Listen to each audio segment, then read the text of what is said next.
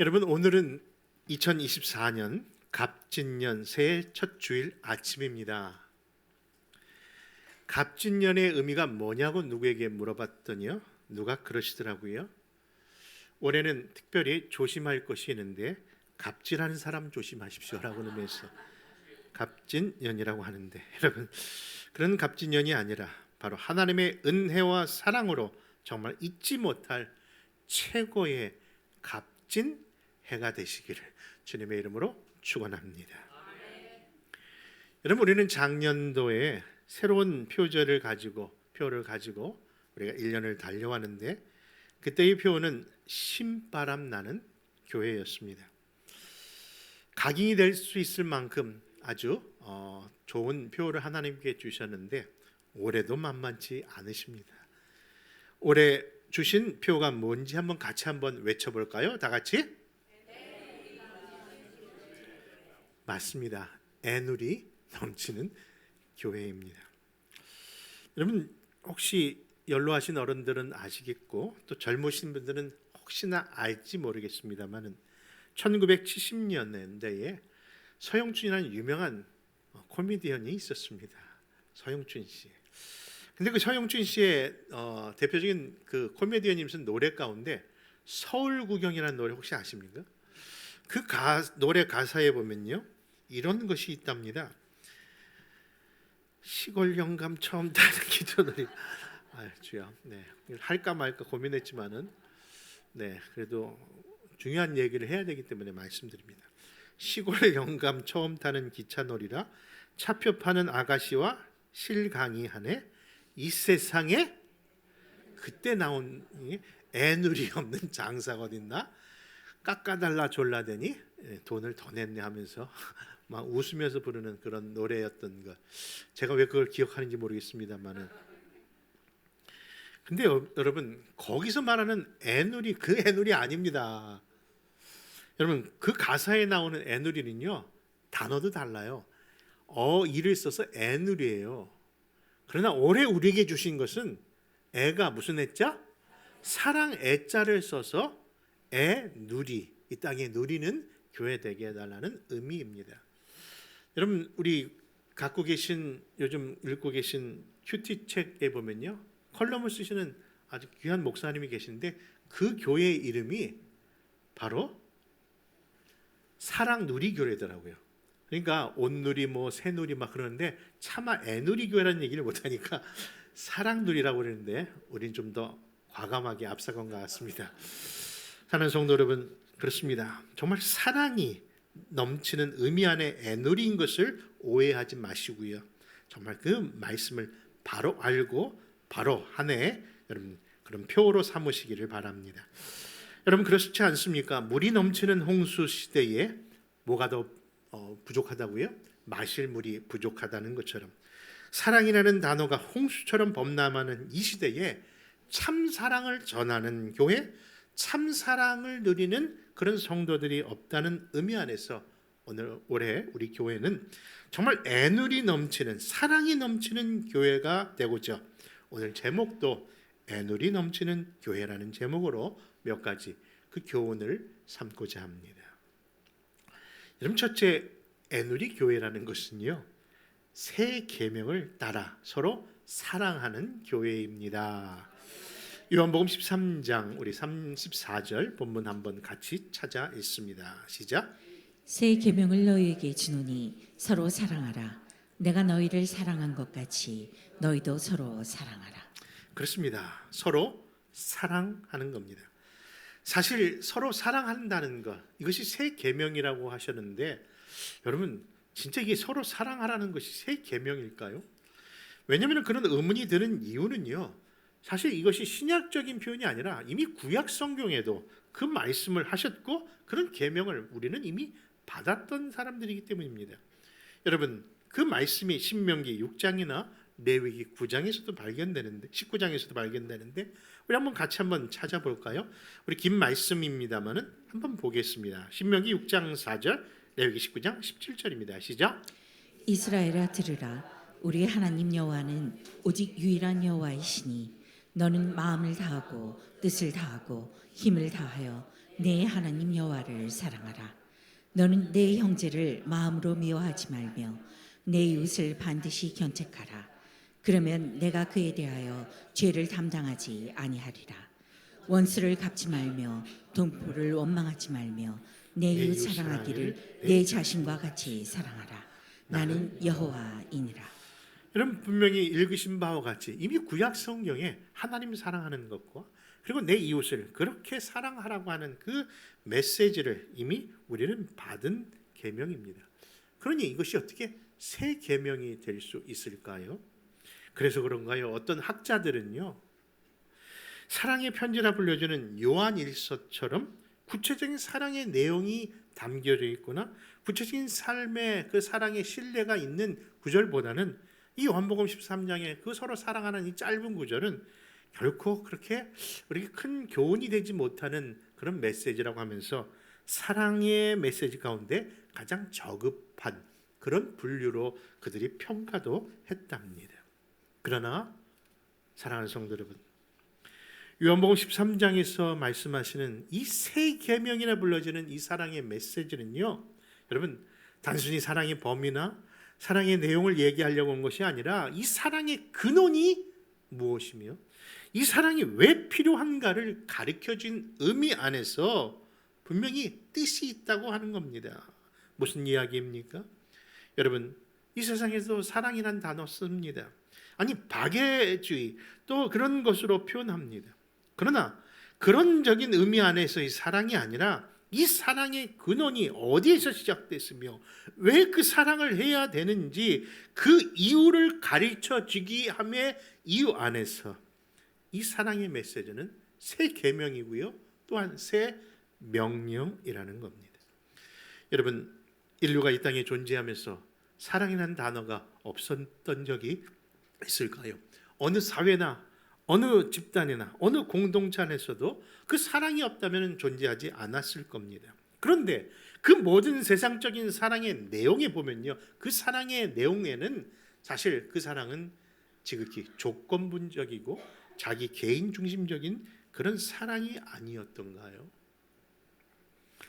여러분 한 와이프가 몸이 아파서 교회도 못 가고 누워 있는데 참 무심한 남편은요, 약도 사다 줄 줄도 모르고 그를 격려해 줄 줄 모르면서 그냥 늘 옆에 밥만 달라고 그렇게 얘기합니다. 그 남편 보기가 싫어서 아니 주일이면 나이가 가야 되는데 당신이라도 좀 가서 기도 좀 하고 오라고 했더니 또 그 말은 잘 듣고 또 교회를 다녀왔다고 합니다. 근데 정말 놀라운 일이 벌어진 겁니다. 왜냐하면 그 남편이 그 교회를 다녀온부터 그렇게 와이프에게 참 잘하더라는 거예요. 아니요, 이런 변하게 된 남편을 생각하며 그 목사님께 감사하다고 전화를 드리면서 목사님 도대체 그날 무슨 말씀을 하셨길래 저희 남편이 이렇게 변했습니까? 하고 여쭤봤더니 그 목사님도 하시는 말 특별한 건 없고 그날 설교의 제목이 다 같이 원수를 여러분 원수 사랑하라는 얘기에 그가 변화를 받은 것 같습니다. 여러분 원수를 사랑하라? 여러분 이게 쉬운 얘기입니까? 원수를 사랑하라? 근데 그 원수를 사랑하는 말이 이 시간에는요 정말 이처럼 웃으면서도 이야기할 수 있는 세대라는 거예요. 여러분 원수에 대한 그런 보복의 내용들이 이 인류 역사에 얼마나 많았는데 오늘 나는 원수를 사랑하는 말을 이처럼 웃으면서 할 수 있는 세대이지만 정작 할 수 없는 사랑이 있다는 겁니다. 무슨 사랑일까요? 서로 사랑하는 게 쉽지 않다는 거예요. 여러분 아니 원수는 쉽게 사랑하는데 오늘날은 왜 서로 사랑하는 것이 더 부담스럽고 못하는 이유가 뭘까요? 이는 원수를 사랑하면 다른 사람들의 눈에 자신의 의를 보여주는 증거는 되지만 서로 사랑하는 일은 그렇지 못하기 때문이라는 거죠. 생각해 보십시오. 저 사람은 정말 원수를 사랑하는 원자탄 같은 사랑이 존재하면서 그를 귀하게 여기기 때문에 그 역시 그 사랑으로 인해서 그 사람이 돋보입니다. 그런데 서로 사랑을 주고받으면요, 특별할 것이 없으니까 관심이 없다는 거예요. 여러분, 그러나 성경은 우리에게 서로 사랑하라고 말씀합니다. 아니, 명령하십니다. 왜 그래야 되냐고요? 그 사실을 요한일서 사랑의 메시지를 담겨 있는 귀한 요한일서 4장 10절과 11절은 그 이유를 이렇게 말씀합니다. 같이 읽습니다. 사랑은 여기 있으니 우리가 하나님을 사랑한 것이 아니요 하나님이 우리를 사랑하사 우리 죄를 속하기 위하여 화목제물로 그 아들을 보내셨습니다. 사랑하는 자들아, 하나님이 이같이 우리를 사랑하였은즉 우리도 서로 사랑하는 것이 마땅하도다. 아멘인 줄 믿습니다. 그러므로 사랑하는 성도 여러분, 하나님의 그 크신 사랑이 우리에게 먼저 임했고 그 사랑 가운데 우리가 여기 있다는 것만으로도 우리가 서로 사랑하는 것은 마땅한 바인 줄 믿습니다. 두 번째로, 서로 사랑해야만 우리가 예수님의 참 제자이기 때문에 사랑하라고 말씀합니다. 오늘 본문 요한복음 13장 35절 같이 한번 읽어볼까요? 같이 있습니다. 시작. 같이 있습니다. 시작. 너희가 서로 사랑하면 이로써 모든 사람이 너희가 내 제자인 줄 알리라.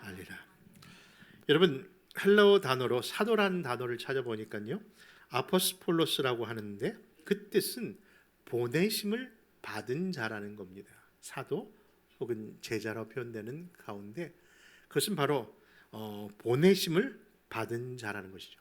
그것을 사도 혹은 제자들에게 지칭하는 표현인데요, 사실 그 아포스톨로스라고 하는 단어는 제자들, 사도들만이 해당되는 단어가 아니라 사실 예수님께서도 해당되는 단어입니다. 왜냐하면 우리 예수님도 하나님, 성부 하나님으로부터 이 땅에 보내심을 받은 자이시기 때문에, 여러분, 그 보내심을 받은 자로서 그 마땅히 해야 할 그 사명을 이제 다 완수하시고 다시 하나님께로 돌아가셔야 하는 그 순간이지만 예수님께서는 안타까운 마음속에 바라보는 대상이 있었답니다. 그들이 누구일까요? 여전히 아직까지도 하나님의 베푸신 그 양의 우리에 들지 못한 남은 자들이 있다는 것 때문일 겁니다. 여러분 아시죠? 예수님이 다시 오신다고 하는 그 약속이 하신 지가 벌써 2000년이 지난 오늘까지 왜 오시지 않는 것일까요? 그 이유는 아직도 믿어야 할 남은 자가 있기 때문이라는 것이죠. 저는 그 남은 자가 다른 자가 아니라 나라고 늘 생각합니다. 여러분, 그렇습니다. 예수님도 그 사명을 감당할 제자들을 부르시면서 바로 그 제자들에게 그 사명을 감당하기 위해서 새 계명을 주셨다는 겁니다. 아직도 하나님의 백성으로 들어와야 할 그 양들을 부르시기 위하여 하나님은 제자들을 통해서 또 그들을 부르시고 그들에게 사명을 주신 것이죠. 이게 무슨 의미일까요? 이는 마치 하나님을 내게 보여달라고 구했던 빌립처럼 나를 본 자가 곧 하나님을 보았다라고 하신 말씀처럼 이 세상의 사람들이 아니 예수님이 어디 있다는 겁니까? 도대체 예수님이 살아계시다면 보여주십시오라고 하는 그런 말에 여러분, 예수님은 다른 데 계시지 아니하고 바로 나를 통해서 나와 함께 하시는 그 이 모습 속에서 예수님이 계십니다라고 그렇게 증거할 수 있는 그런 모습이 바로 새 계명을 받은 제자들, 곧 저와 여러분들에게 있다는 사실을 꼭 기억하시기 바랍니다. 여러분, 사도 바울은요, 자기가 예수를 믿는 그 증거를 삼는 가운데 갈라디아서 6장에 보니까 자신의 몸에는요 예수의 흔적이 있다라는 말을 씁니다. 여러분, 흔적. 도대체 예수를 믿는 자의 흔적이 뭘까요? 여러분, 복음을 전하다가 난 상처일까요? 도대체 그 흔적을 뭐라고 표현할까요? 여러분, 그런데 그 흔적이 다른 것이 아니라 그 단어를 찾아보니까 스티그마라는 단어로 사용되어 있더라고요. 근데 스티그마가 혹시 들은 단어인데 생각해 보니까 영어에 우리가 스티커라고 하지 않습니까? 그게 바로 거기서 나온 단어더라고요. 그러니까 우리 안에 그처럼 보여지는 그런 흔적, 스티커가 있어야 한다는 것이죠. 여러분, 그렇다면 묻습니다. 우리도 예수님을 믿는다는 그 흔적의 스티그마가 과연 무엇일까요? 여러분, 그것은 다른 것이 아니라 바로 우리가 예수님을 사랑하는 것처럼 우리도 서로 사랑하는 그 사랑이 진정한 그리스도인 다음에 참된 스티그마, 흔적인 줄 믿는 겁니다. 생명삼 교제를 이렇게 묵상하는 가운데 거기서 좋은 글을 하나 봤습니다. 그리고 저에게 도전되는 글을 보았습니다. 뭐냐면요, 믿음은 보여지질 않는다. 그렇죠? 믿음은 보이진 않지만은 있는 실상이라고 하면서 믿음은 사실 눈으로 볼 수 있는 것이 아니다. 그런데 사랑만은, 그리스도인의 사랑만은 좀 다르다 하는 글을 보면서 좀 더 읽게 되었습니다. 내용인즉슨 그것입니다. 하나님은 결코 보이지 않거나 또는 드러나지 않는 사랑을 원치 않으신다는 거예요. 여러분, 내가 얼마나 너를 사랑하는지 내 마음 몰라? 내가 표현을 안 해서 그렇지 나 정말 사랑해. 여러분, 사랑은요 반드시 들려져야 되고 보여져야 될 줄 믿는 겁니다. 여러분, 그렇습니다. 이 땅에 교회가 형성되면서 초대교회 사람들이 예수님을 믿는 그 흔적의 모습들이 그런 사랑으로 드러났는데요, 그 당시에 있었던 참 제자들이 그때의 교회를 이렇게 회상하면서 다음과 같은 말씀의 성경을 이야기합니다. 표준어 성경으로 한번 찾아보았습니다. 우리 한번 사도행전 2장의 말씀 같이 한번 읽어볼까요? 같이 있습니다. 시작. 믿는 사람은 모두 함께 지내며 모든 것을 공동으로 소유하였다. 그들은 재산과 소유물을 팔아서 모든 사람에게 성전에 모이기를 힘쓰고 집에서 떡을 떼며 기쁨과 순전한 마음으로 음식을 먹고 하나님을 찬미하며 또 온 백성에게 칭송을 받으니 주께서 구원받은 사람을 날마다 더하게 하시리라. 여러분, 그렇습니다. 바로 그 모습이 초대교회의 모습뿐만 아니라 이 땅의 교회가, 우리 교회가 가져야 할 사랑의 흔적인 줄 믿고 정말 우리 교회 안에 그런 애누리가 넘치는 교회가 되기를 소원합니다. 마지막으로 세 번째, 용광로처럼 사랑으로 녹아지는 교회가 바로 애누리 교회임을 기억하십시다.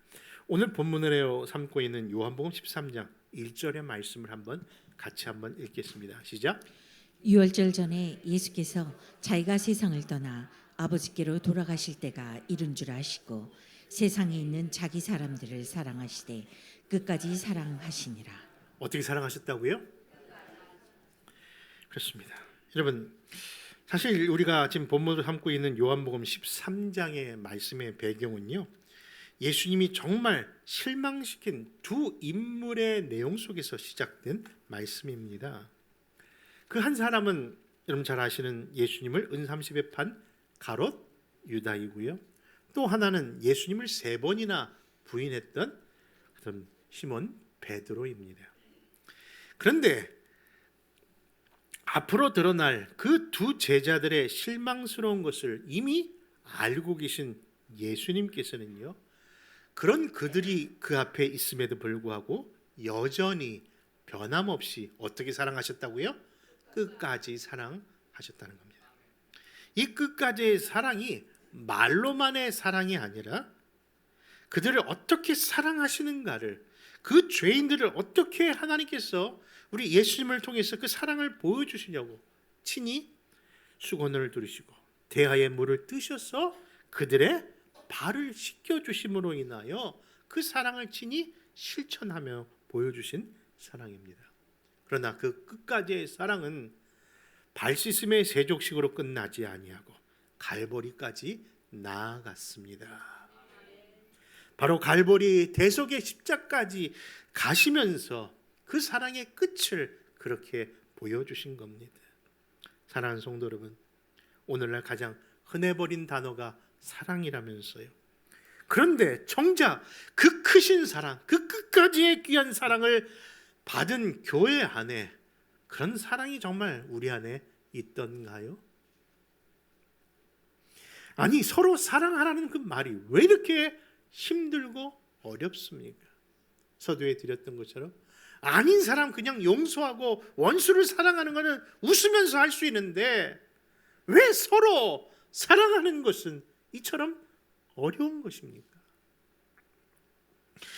여러분, 저는 분명히 교회는 사랑의 용광로 같은 곳이라고 늘 배우고 살았습니다. 그래서 그 용광로 안에는 그 누구도 녹아지지 못할 것이 없다라고 배웠습니다. 그런데 왜 이 땅의 교회는 아무리 용광로에 그를 넣어도 그들의 오만, 그들의 아집, 그들의 고집은 부서지지 않고 녹아지지 않고 계속 겉돌면서 다른 사람들을 더 힘들게 하는 그런 교회당이 되었을까요? 여러분, 때로는 스스로 정한 법 안에서 다른 사람을 판단하고 정죄하는 그 눈초리와 그 말 한마디가 사람들의 칼로 찌르는 그 검보다도 더 큰 고통을 준다는 것을 왜 스스로는 모르냐 하는 겁니다. 여러분, 생각해 보십시오. 오늘날 교회 안에는요, 수십 년 동안 한 번도 새벽 기도에 한 번도 빠지지 아니하는 권사님들의 눈길이 제일 무섭다고 합니다. 왜냐하면 그분의 머릿속에는 오직 새벽 기도 안 하는 인간들은 가짜 신앙이라는 생각을 하고 있기 때문에 그렇습니다. 때로는 꼬박꼬박 11조를 정확히 드리는 장로님들의 눈길이 또 무섭다고 합니다. 왜냐고요? 아시지 않습니까?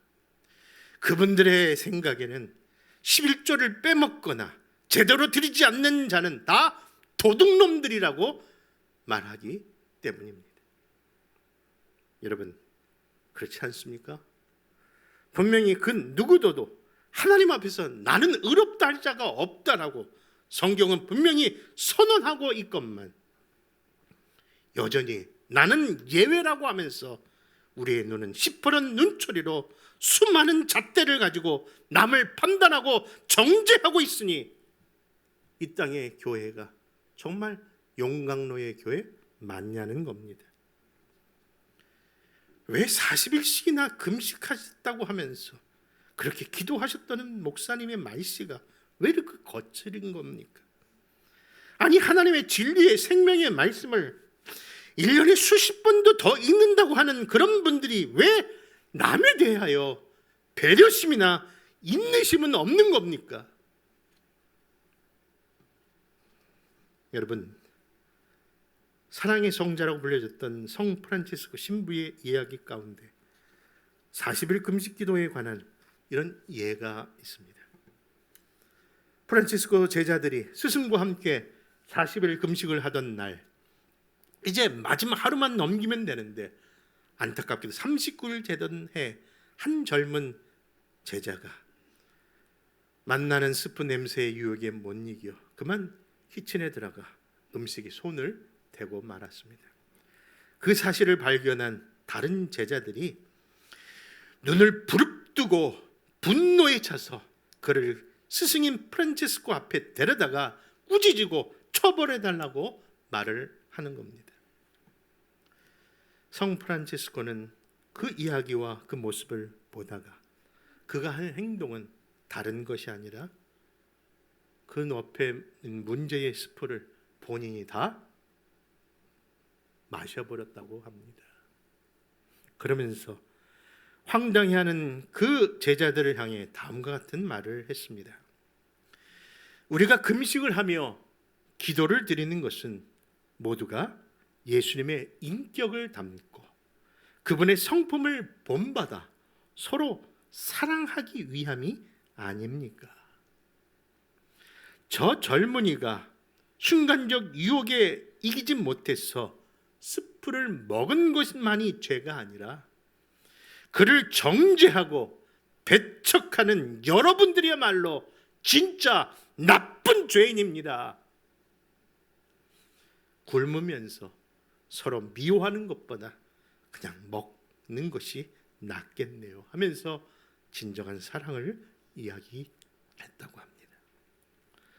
사랑하는 성도 여러분, 이는 분명 금식과 경건이라는 이름 하에 오늘날 이 땅에서 행하고 있는 정말 악한 민낯이 오늘의 모습이 아닐까 생각합니다. 이제 이 한 해를 시작하면서 진정한 교회다움이 무엇이고 진정한 성도의 삶의 태도가 무엇인지 다시 묻는다면 우리 다시 그 하나님의 말씀으로 여러분 돌아가십시다. 뭐라고 말씀하셨습니까? 그것이 오늘 본문의 말씀입니다. 새 계명을 너희에게 주노니 서로 사랑하라. 내가 너희를 사랑한 것 같이 너희도 서로 사랑하라. 너희가 서로 사랑하면 이로써 모든 사람들이 너희가 내 제자인 줄 알리라. 여러분, 새해가 되면서 새롭게 묵상하고 있는 마가복음의 저자는요, 그대로 예수님과 바울에게 매우 심한 배신감을 안겨준 도망자 마가 요한이었답니다. 그는 예수님을 따르다가 예수님이 로마 군병에 잡혀가는 것을 보고 멀찌감치 그렇게 쫓아가다가 그도 예수님의 제자라는 말에 놀라 그는 자기가 덮고 있던 혼이불을 벗어던지면서 알몸으로 도망간 자가 바로 그 마가입니다. 바울과 바나바가 안디옥 교회에서 파송을 받고 이제 제1차 첫 선교 여행을 떠나는 그 마당에 같이 동행자로 했던 자가 마가인데 좀 힘들다는 이유로 중간에 도망친 자가 바로 그 마가입니다. 이처럼 가장 실망을 안겨준 마가였지만 하나님은 그를 끝까지 사랑하신다는 그 말씀과 함께 교회를 통해서 그리고 바나와 베드로의 그 사랑의 모습을 통해서 결국 최초의 복음서를 기록하는 저자로 만들어 주신 겁니다. 사랑하는 성도 여러분, 최초 교회의 탄생의 기환자도 마가라고 합니다. 이처럼 바로 사랑의 귀한 용광로와 같은 진정한 그리스도의 사랑은 이런 변화의 역사를 만들어낸다면 오늘 아직도 공사 중에 있는 우리 모두를 그런 사랑의 눈길로 서로 참아내며 기다려주며 서로 격려하는 그런 모습이 우리 아름다운 동상교회, 정말 애누리 넘치는 교회, 애누리 넘치는 가정, 애누리 넘치는 성도들로 드러나기를 주님의 이름으로 소원합니다.